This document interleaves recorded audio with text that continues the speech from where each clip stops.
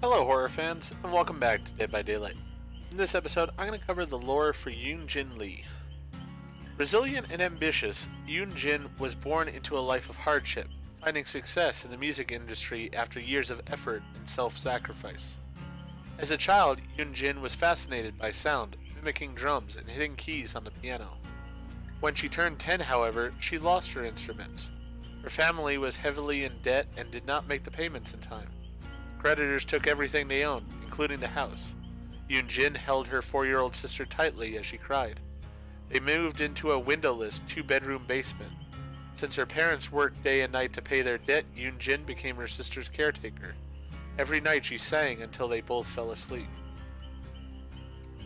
At 17, the renowned record label Mighty One Entertainment came to her high school to audition talent. She was rejected as an idol trainee, but obtained an unpaid internship at the studio. For the following years, she created some of the studio's biggest hits without any credit or recognition. To get her dues, she emerged into the public eye wearing flamboyant fashion and put sound bites into her songs that looped her artist name, magnum opus. Fans began to recognize her songs, and she became the producer of No Spin, a poorly performing boy band who needed her special touch. Dissatisfied with No Spin's commercial sound, she sought a rogue element to make the band stand out. Through her contacts in talent shows, she found the edgy, raw sound of Jin Woon Hak. She relaunched No Spin with Jin Woon as the newest member. Within hours, their first video was a viral sensation. Their success cemented Yun-Jin's reputation as a shrewd producer. Adorned with high fashion to attend luxurious events, Yun-Jin's harsh, impoverished childhood seemed far behind her. She moved into a penthouse and dined with socialites in skyline restaurants with breathtaking views of Seoul. The success of the first album broke records, but setting the bar high with No Spin's second. As they were recording new tracks, the fire alarm suddenly blared. Concerned for her safety, Yun-Jin hurried to evacuate the building and left the dallying staff behind. Only when she bolted out onto the street that she realized No Spin was nowhere amongst the coughing crowd. A Goliath of flames engulfed the building, slowly tamed by the steady streams of fire hoses. All members of No Spin perished in the fire except one, Ji-woon. The album was ruined. The band was over. She would be shelved while Ji-woon would rot away as an instructor for idol trainees.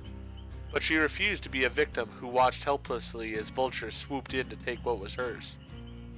Unknown to Mighty One Entertainment, she created new tracks to relaunch Ji-woon's career.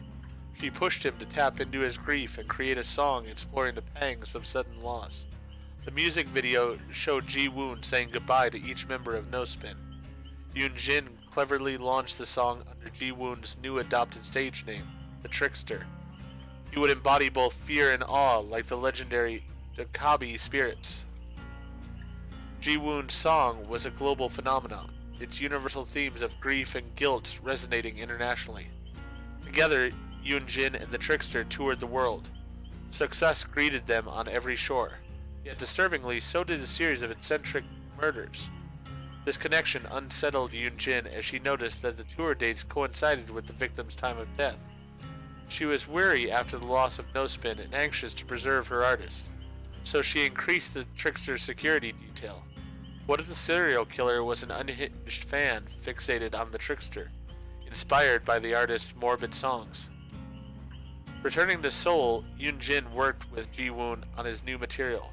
When she entered the studio at the brink of dawn, she was surprised to see Ji-woon already there. He seemed exhausted, like he had worked all night.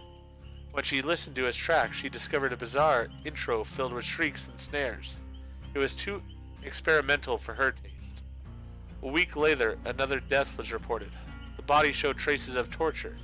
It was arranged with the same flamboyant style as previous murderers. This time, diamond cufflinks gouged into the victim's eyes. The following day, the victim was on every television channel. A video from the victim's social media showed her squealing surprised when her boyfriend handed her a heart-shaped birthday cake.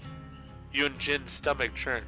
That voice, so familiar, and yet she had never met the victim. The next morning, her heart froze when she listened to the trickster's opening track. The shrieks in his song matched the victim's squeal. Did he sample the victim's birthday video? No, that was impossible. He had recorded this song before the murder was reported. She stared at Ji-woon on the other side of the booth's glass window. He was No Spin's only survivor. Everyone else was dead, not to mention the eccentric murders that matched his tour dates. Death trails that seemed to converge to him. If he caused this, no artist would survive the scandal. Yun-Jin's career, no, her life would be over. All she would be destroyed. A wave of nausea surged over her. Heart racing, she rushed to the restroom. Wild thoughts blazed through her mind as she splashed icy water over her face. There had to be a simpler explanation. Perhaps she was overworked, or maybe she did not trust her success. Her mind was fabricating this suspicion because disaster was easier to trust than success. It was all in her head. She returned to the recording booth, eager to put her worries behind her. Months later, pressure came from Mighty One Entertainment executives. Revenue was down and they blamed the trickster since they disapproved the violent themes in his music and the knife tricks he pulled during performances. While Yun-Jin was furious they scapegoated her artist, she agreed that Ji-woon's sound was too niche to generate profit. She told Ji-woon she fought them off, but was ultimately outnumbered. Because of her initial fury, he believed her to be on his side. They were given 3 months to create and perform the next hit for Mighty One. Months flew by and the time came for Yun-Jin to take a seat at the executive's private show. She was confident about her song, but as soon as the music started, she knew something was amiss. Dense foul smoke permeated the room. Yun-Jin coughed and gasped for air, but the more she coughed, the more she inhaled.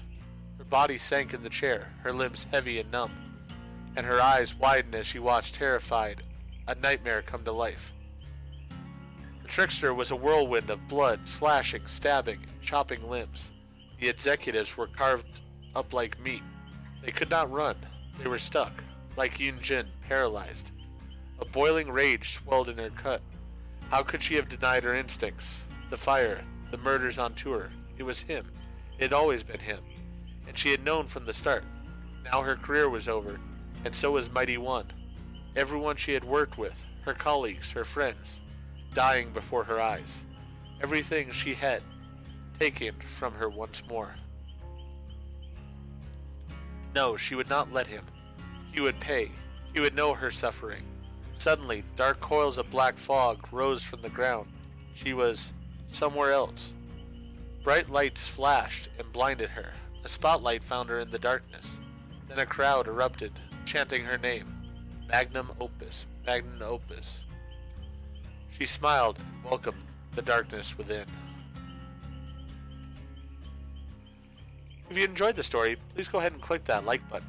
If you've not already, please subscribe to the channel, click the bell icon, so they are aware when I produce new videos in the future. Thank you, and I hope to see you all in the fog.